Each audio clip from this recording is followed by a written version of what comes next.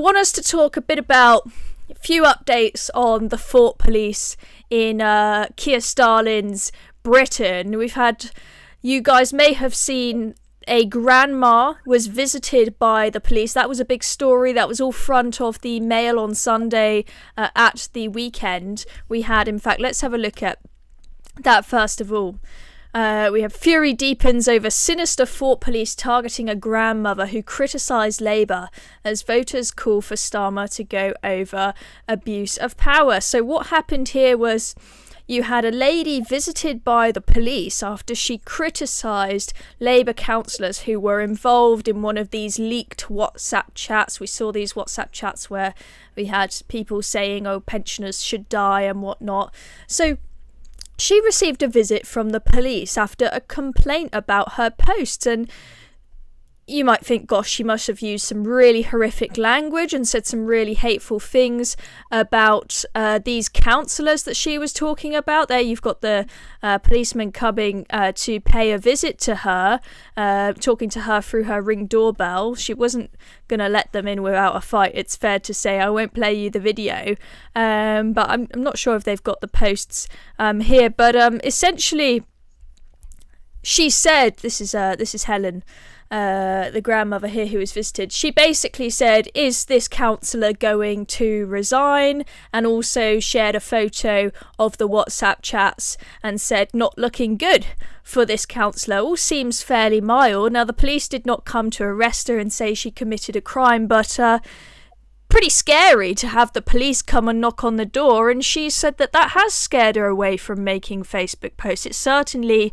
would scare me. So I think that definitely, this story on the weekend ruffled a few feathers. And then we've had an update on Alison Pearson. Some of you may remember she received a knock on the door from the police on Remembrance Sunday of all days, and she found out that she was being investigated for some tweets that she had made. They wouldn't tell her exactly which tweets it was, but they said it was from roughly a year before, and most people assumed it was probably one of her tweets about the Israel-Hamas war. And this went on. There were apparently 3 different police forces involved in looking at her tweets. And, this is a proper journalist, not just some idiot who posts bonkers stuff online. And she's decided that even though she's found out that no further action was going to be taken eventually, that someone needs to stand up against the Thought Police. So we've got this article out in the Telegraph yesterday saying why I've decided to take legal action against the Thought Police. So she says, since I was confronted over a tweet, thousands of non-crime hate incidents have been recorded. Someone has to fight this nonsense. And I think Alison is in a unique position because she is somebody who is a well-known journalist who, I would say, probably had her case dropped because the media caused such a storm about it. But most people who are being given non-crime hate incidents or being put in prison are just nobodies. They're members of the public who don't have any fame, who, nobody stands up with them. They often don't get as many eyes on their case as Alison Pearson luckily had, which meant that the police were happy to record non-crime hate incidents against them. So she's decided she's going to stand up and start taking legal action against the police.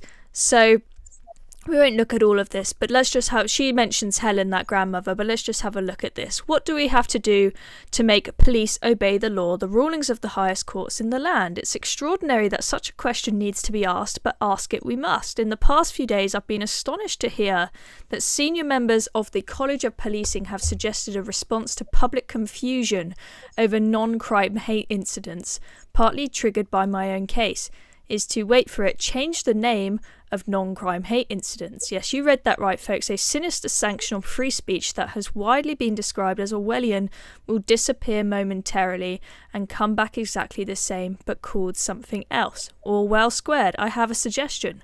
Why not call them less obvious oppressive nonsense? If only they would do that. So anyway, she seems to be standing up to the police and says she's going to take legal action. And then another thing that's been quite scary, speaking of the Fort Police, is that Apple has been forced to pull the features on iPhones that allow you to essentially have your data safe and to have it encrypted. They've had to change their advanced data protection system, essentially because of demands from the UK government, saying that they must be able to access all of our data at all times. So, any text message you've ever sent, any photograph you've ever you've ever taken, essentially anything that's stored on iCloud will be able to be accessed by the UK government now that they've forced Apple to do this. So let's talk about that. Kane seems to have disappeared. He's coming back. We'll get his thoughts now. There he is. Perfect timing. Perfect timing. Did you catch the end of that talking about Apple, Kane? Yes, I did. Yeah, so let's start with you, Kane. I know we've covered quite a few things here, but what are your thoughts generally on the presence of the Fort Police in Britain? Do you think I'm exaggerating and Alison Pearson's exaggerating about how bad it's got, or do you think we are getting into quite dangerous territory at the moment? No, I think we are in dangerous territory, and I know Alison personally, and I always call her my Auntie Alison because I've known her from when I used to work at GB as a producer, and we got very close and became very good friends. She's campaigned for me, she's fundraised for me while I was a candidate, and she's just an absolutely outstanding person in general, but she's a fantastic journalist as well, and we're so lucky to have her in this country. I just find it absolutely outrageous what is going on in this country at the moment. You just have this it's just been happening, so mission creep over years and years and years, and people have raised it, it's been spoken about, but no one's been taken seriously until these sorts of situations have arisen. And I think it's really, really dangerous, and I do think we really something needs to change. And I think it's both traditional parties, both the Conservative and the Labour Party, have been, quite happy to sort of let it go by and sort of let it go on. I've stood as a Conservative candidate. I'm not going to say that we've got no dirty laundry here. We really do. I think we all need to grow up and actually say, look, what's happened, but we need to change and we need to do things differently in this country, because I just find it astonishing how in this day and age how we all say, or politicians I should say we love free speech, and free speech is the bedrock of our society and of our democracy, while at the same time passing legislation that means that the government can start to creep into this bits and pieces and do that and do this. And also with just on this point, on the Apple point, if we set the precedent, what happens for other countries which have less protections, that have governments who are a lot more dodgy than ours, even though ours is pretty bad and pretty dodgy at the moment, but we can throw them out in 4 years' time. For other countries, this could be a real death sentence to free speech. Great, fantastic. Well, it's interesting. You know Alison personally, so, and that she is a proper good journalist. A lot of the people who were imprisoned or arrested for tweets and Facebook posts were people who are not journalists, and maybe don't speak in the most polished managerial way, and so did use language that seemed quite shouty and quite abrasive. I don't agree with them being arrested and put in prison for it, but then when you see people like Alison Pearson who do write properly, and this grandma who didn't really use any horrendous language or anything having a knock on the door from the police, I think it's quite scary. Now, Connie, a lot of people have been blaming Keir Starmer for what is going on with the Fort Police. But then on the contrary, you have people saying, well, you know, if the police decide to dedicate their time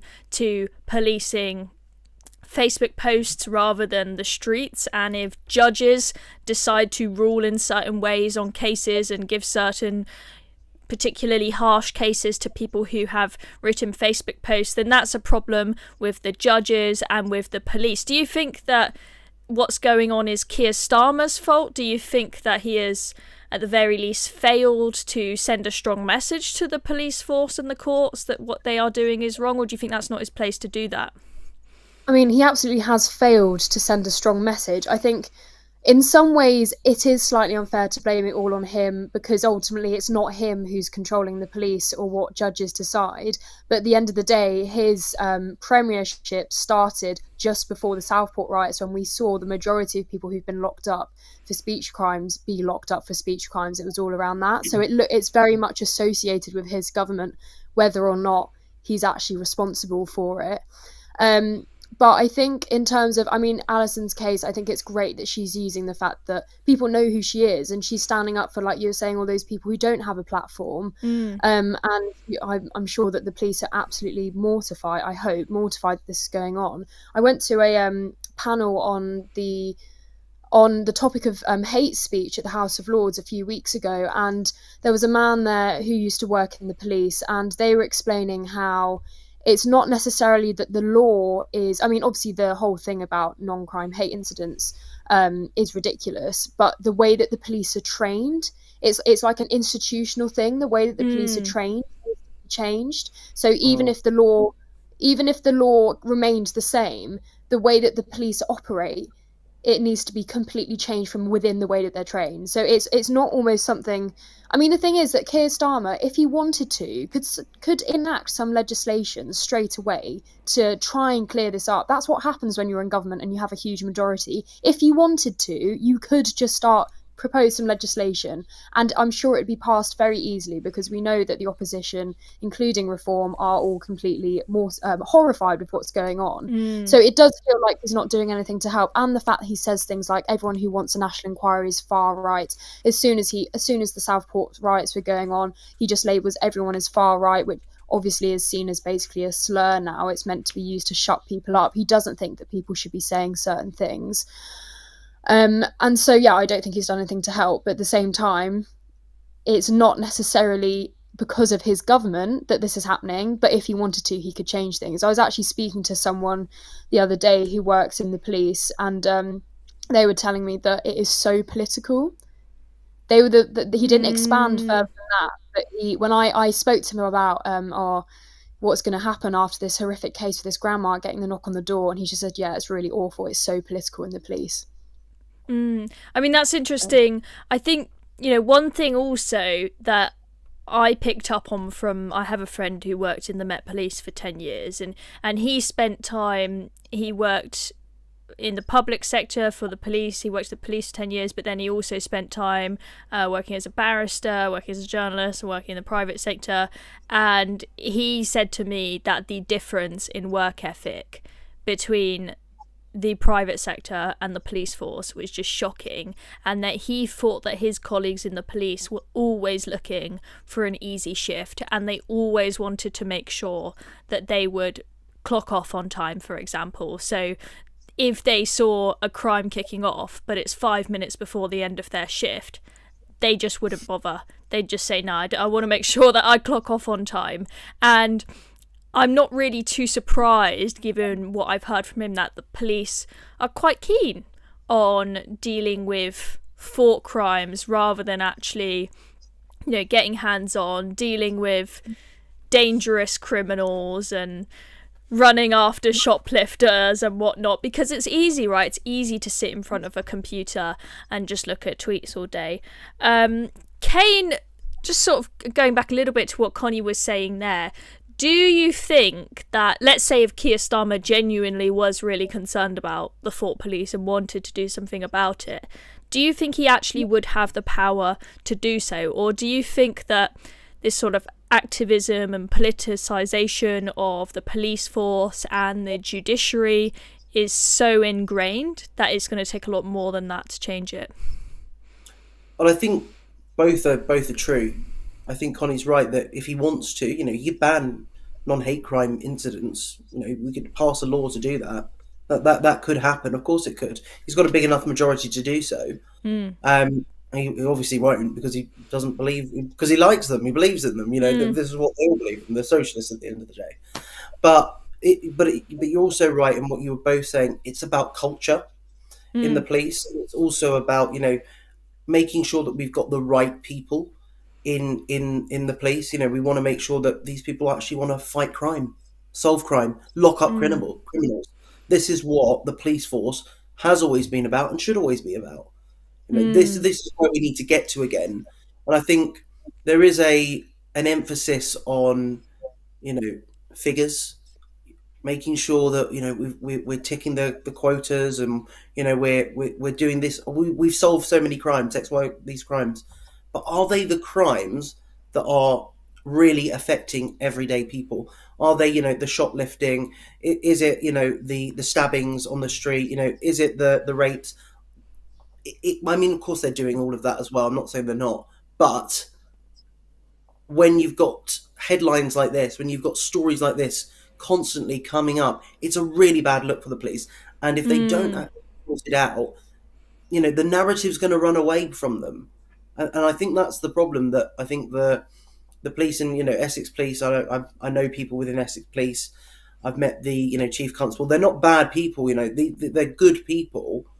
But what needs to happen is there needs to be a whole culture shift throughout the entire policing structure about free speech and actually upholding those sorts of things. And you were saying, Alison Pearson is an eloquent writer and whatnot, and other people may not be. We shouldn't, just because we don't like the way someone talks or the way someone writes something, doesn't mean they're a criminal. It just means that we disagree with them. And that's absolutely fine, because we live in a democracy. And I think we all need to remember that sometimes. And it's a shame that in this country we've got to this state. Exactly. Now, Paul has messaged in saying we had over $5,000 of stuff pinched off a site, and all we got was a crime number. Police never even came to look at the scene. And I think almost everyone has had a situation where they've they've witnessed a crime, either happening to them or someone else. They've called the police and nothing seems to happen. They'll say, "Oh, we'll text you a crime reference number, but sorry, not really much we can do about it." So, aside from the concerns we have about free speech, there's just a concern about priority here, at the very least. People are infuriated that shoplifting seems to be rife, and all sorts of other crimes, and the police always just seem so stretched for resources that they can't even turn up. And so you have to ask, how have they got the time to start knocking on people's doors because of what they have written on the internet is very concerning.